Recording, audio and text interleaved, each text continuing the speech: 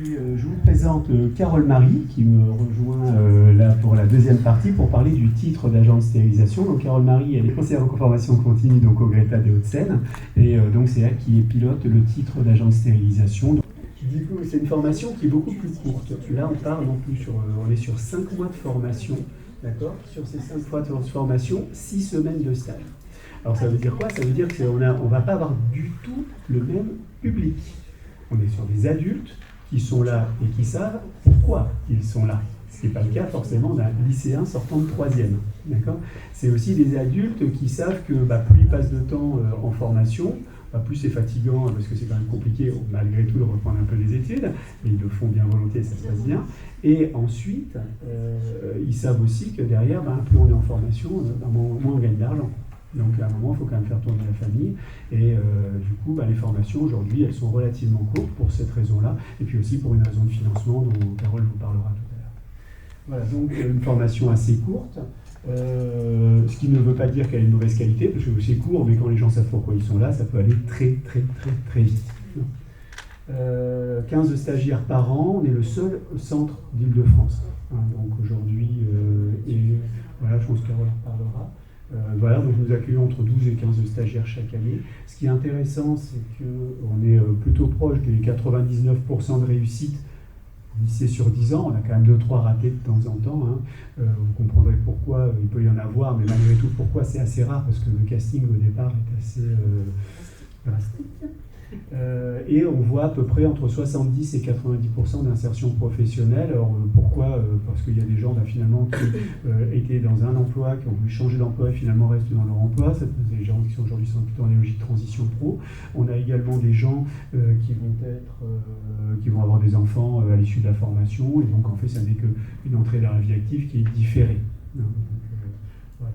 Et là aussi, pareil, comme pour les bacs pro, une grande stabilité des agents dans leur poste. Alors le Greta, pour ceux qui ne savent pas trop, Greta, groupement d'établissements, nous faisons partie de l'éducation nationale, du ministère de l'Éducation nationale, en vivant sur nos fonds propres, donc semi-public, semi-privé. J'insiste là-dessus, c'est important parce que cette formation, elle a été donc montée par une de mes collègues en grande collaboration avec Michel en 2013. Et il a fallu trouver en fait des modalités de financement parce que comme vous le savez tous, rien n'est gratuit dans la vie. Nous n'avons pas de financement public, type financement par la région ou par le Pôle emploi sur des groupes. Donc ce sont des financements individuels, ce qui est parfois très compliqué. Les montages de financement sont assez complexes. On accompagne énormément les candidats, on les accompagne comme on peut sur ces montages financiers, mais voilà, c'est une partie qui est un petit peu importante. On est avec un agrément annuel auprès du CAFOC de Toulouse. Le CAFOC, c'est le centre académique de formation continue qui est basé à Toulouse. On a l'équivalent sur l'Académie Versailles. Sur chaque académie, il y a un CAFOC en France. Et donc le CAFOC de Toulouse a créé en fait cette formation et l'a déposée auprès du RNCP. Le RNCP, c'est le répertoire national des certifications professionnelles. Et donc, il y a des demandes de réhabilitation de ce titre tous les 5 ans. Ça a été fait il y a 2 ans. Il y a 1 à 2 Greta par région en France qui proposent ce titre professionnel. Et effectivement, région Île-de-France, nous sommes les seuls à proposer cette formation pour plusieurs raisons. La première, c'est que l'idée, c'est d'avoir une formation de qualité, donc pas dans la quantité, mais dans la qualité. Donc un groupe par an. Derrière, il y a une équipe de professionnels qui intervient. C'est Michel qui la constitue avec tout son réseau. Donc des professionnels du secteur et de la santé. Donc ce sont des gens qui ont un autre métier et qui viennent intervenir 1 journée, 2 journées, 3 journées. Donc on ne peut pas démultiplier ces interventions à l'infini. Les structures et les accueils en stage sont très importants aussi. Donc c'est pareil, quand on a des cohortes, si on a 100 stagiaires par an sur l'Île-de-France qui ont déjà du mal avec plus les bacs pro, etc. Donc on a limité à un groupe par an pour toutes ces raisons-là. Trouver des financements, avoir des structures d'accueil de stage qui tiennent la route et avoir des financements et des professionnels pour la formation. Donc il faut savoir, alors peut-être que les candidats derrière en parleront mieux. Nous, on a, sur le Greta, on accueille en général entre 60 et 80, voire 100, une année 110 candidatures pour une quinzaine de places. Donc, les 15 qui rentrent en formation, ils sont motivés. Parce qu'entre le recrutement, le financement, le projet en général, il est bien ficelé. Au niveau du recrutement, on a des tests de sélection et on a surtout un entretien individuel pour voir la motivation et la cohérence du projet professionnel. Ça peut être une reconversion, mais que les personnes sachent bien à quoi s'attendre derrière au niveau du métier.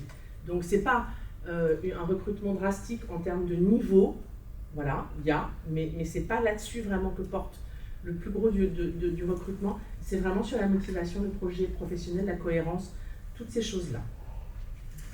Ah bah oui, j'ai bien suivi le slide. C'est pas fini, pardon.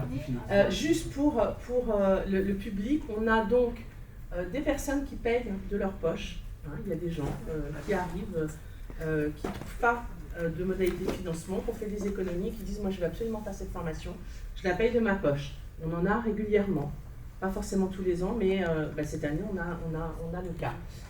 On a des personnes qui viennent dans le cadre d'un projet de transition professionnelle par Transition Pro Île-de-France. Pour ceux qui connaissent moins bien, c'est anciennement le FONGECIF, donc congé individuel de formation, qui s'est transformé. Donc on a 2-3 personnes chaque année qui obtiennent des financements par ce biais-là, donc des salariés en reconversion professionnelle. On n'en a pas eu cette année, mais des plans de développement des compétences, on a eu par le passé, aussi bien en HP que sur des cliniques, des personnes qui disent, des structures qui disent, voilà, moi j'ai un salarié, j'aimerais bien qu'elle travaille, cette personne, dans la stérilisation, donc on va lui payer cette formation qui ne dure que 5 mois, donc c'est relativement court et efficace. On a donc les aides individuelles à la formation par le Pôle emploi, mais ça c'est à titre individuel, donc en fonction des agences, des lieux où se trouvent les personnes géographiques, ça peut être accepté ou pas, en totalité ou partiellement. Et enfin, la IRE2, qui est l'aide individuelle régionale vers l'emploi, avec lequel on a eu quelques petits soucis cette année, donc on a dû reporter la session de formation. Donc voilà, c'est juste pour vous indiquer que c'est un petit peu complexe comme montage, et que du coup, les gens effectivement qui arrivent au bout sont extrêmement motivés. Ça serait bien qu'on arrive à développer d'autres modalités de financement, et notamment le plan de développement des compétences, peut-être dans certaines structures hospitalière. Voilà, pour la partie financière. Donc, un détail, juste, on ne va pas passer trop longtemps dessus, mais il y a 5 blocs de compétences avec des tests de connaissances et de connaissances à chaque fin de bloc.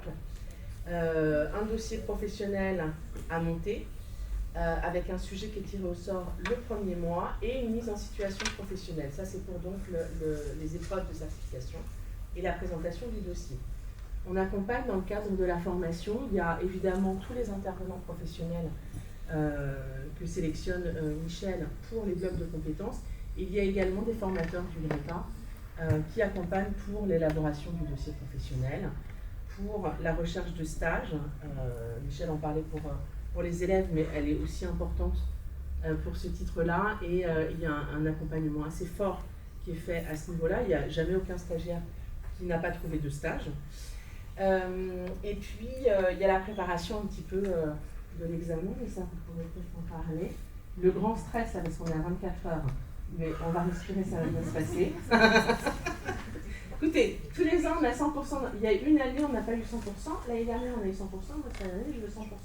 Je vous l'ai dit à la rentrée, de toute façon. On a 100% de réussite à l'examen. Ceux qui arrivent à l'examen, ils ont l'examen, c'est pas possible autrement. Parce que ça veut dire qu'ils ont été sérieux, assidus, ils sont venus tous les jours. Ils ont fait leur dossier professionnel, leur stage, il n'y a pas de raison qu'ils ne l'aient pas. Voilà. Je crois que c'est la dernière slide. Ah non. Voilà. Ah oui, c'était inversé, pardon.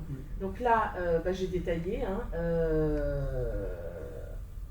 Oui, spécificité locale, pas de cours et pas de stage sans pratique préalable en salle de stérilisation que vous irez voir tout à l'heure avec Michel. Et puis les modules dont j'ai parlé, ce qu'on appelle les modules transverses, avec l'accompagnement à l'insertion dans l'emploi, qui passe par aussi l'accompagnement à la recherche de stage, puisque c'est en lien, bien évidemment. Et comme le disait Michel, ça arrive assez régulièrement que, suite à une période en entreprise, la structure dise « Ah ben, moi ça m'intéresse que vous veniez travailler chez nous et on se revoit quand vous aurez eu votre titre professionnel ». Et puis l'accompagnement bien sûr à l'élaboration du dossier professionnel. Et puis, on a une plateforme d'individualisation à distance et la sensibilisation au développement durable, mais ça fait aussi partie évidemment du secteur. Donc voilà, c'est une formation qui nous tient à cœur, qu'on n'a jamais lâchée au Greta avec Michel, malgré parfois des difficultés de mise en œuvre, etc. Comme cette année, on n'a que 13 stagiaires sur les 17 qu'on aurait dû, 16 ou 17 qu'on aurait dû avoir pour des questions de financement, parce que ça fonctionne très bien, que les gens sont très sérieux. Derrière, il y a un vrai beau taux d'insertion, de réussite à l'examen et d'insertion. Donc c'est une belle réussite de collaboration. On a traversé le Covid ensemble. Oui, aussi. On était les seuls à ne pas fermer la formation, on est passé du présentiel à distanciel en 2 jours. Ouais. Et avec des gens qui n'ont pas l'habitude d'avoir des ordinateurs devant les mains. Donc ça a été, celle qui a été compliquée, ça a été de rouvrir à la fin. Enfin, Toulouse était persuadée qu'il n'y avait plus de session qui fonctionnait. Et un jour, elle a dit non, mais nous on arrive, et donc vous nous organisez un jury. Je vous assurais que c'était un petit peu compliqué entre 2 annonces gouvernementales. Ouais. Voilà. Et puis, pour rejoindre ce que tu disais, là, typiquement, on a eu une incompréhension sur les jours d'examen, du coup, on a dû décaler.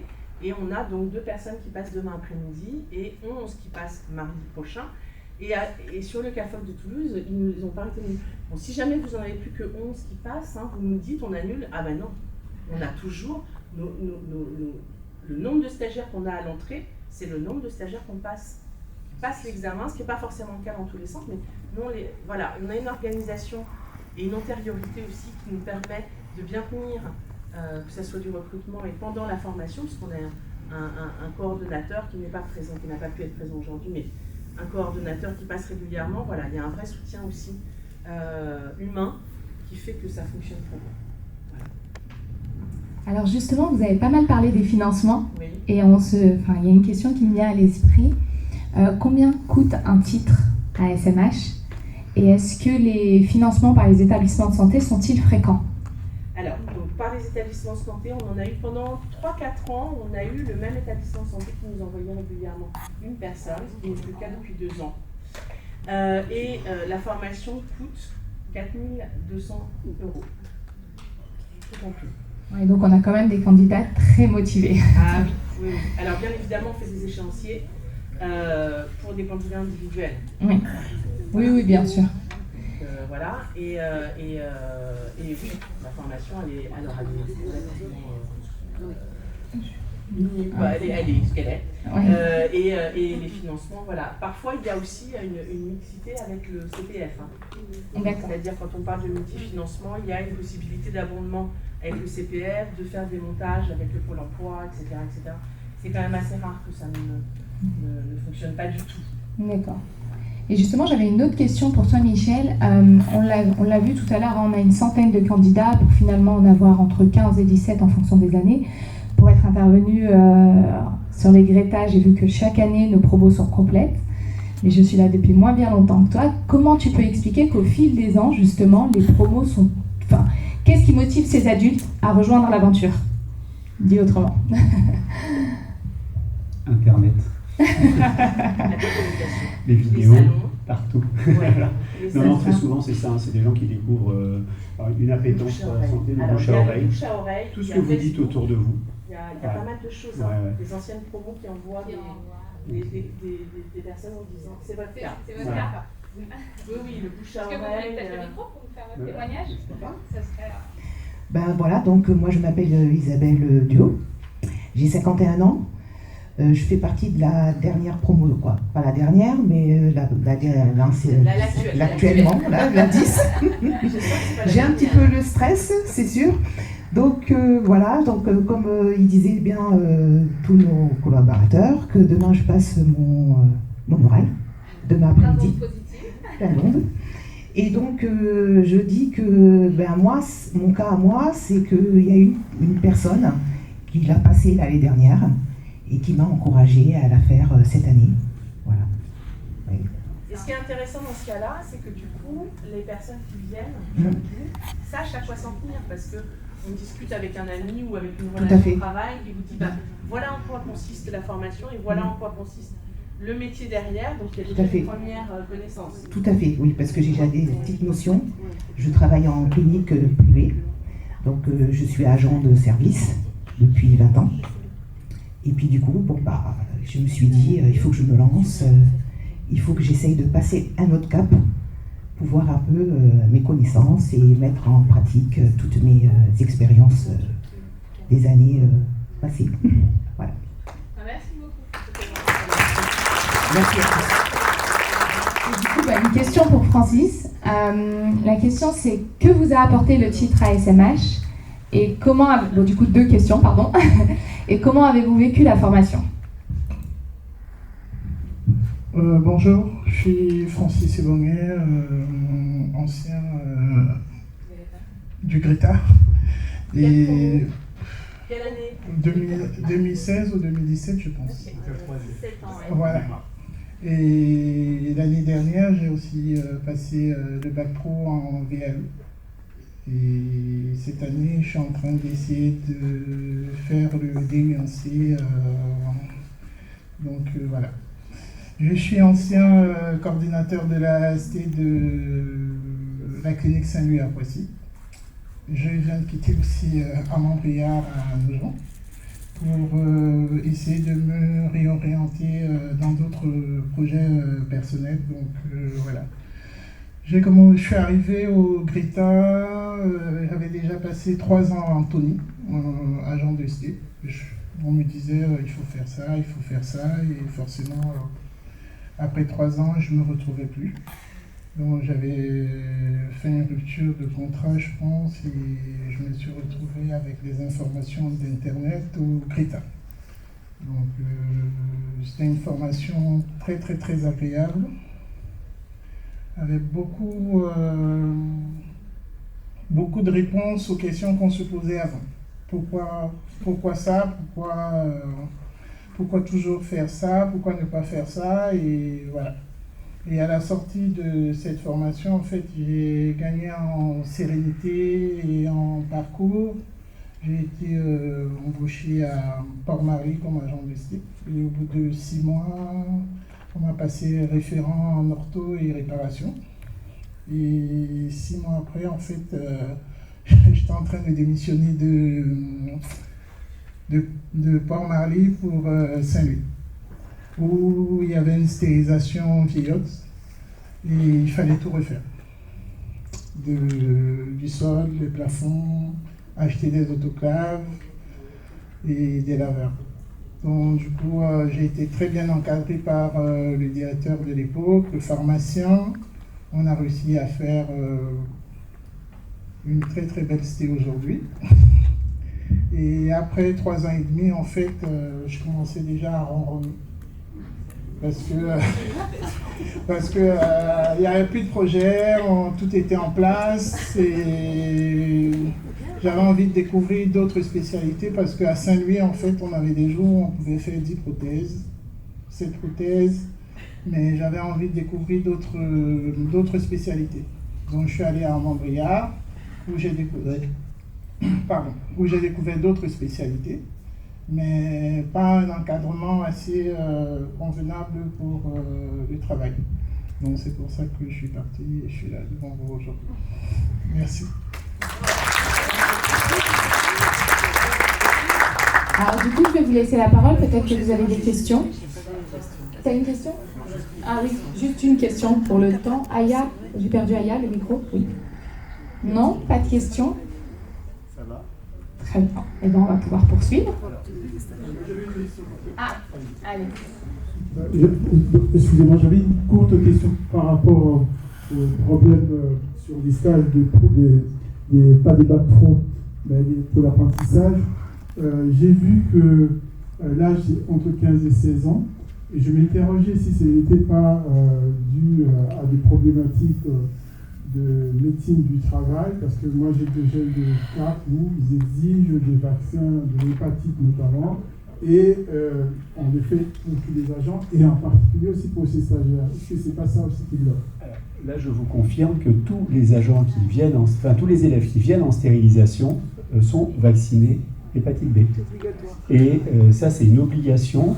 Donc, effectivement, ça veut dire qu'un élève, les élèves qui sont, très, très concrètement, les élèves qui sont vaccinés tôt partent les premiers en stage en stérilisation. Ceux qui se vaccinent un peu plus tard, partiront plus tard. Merci pour votre intervention.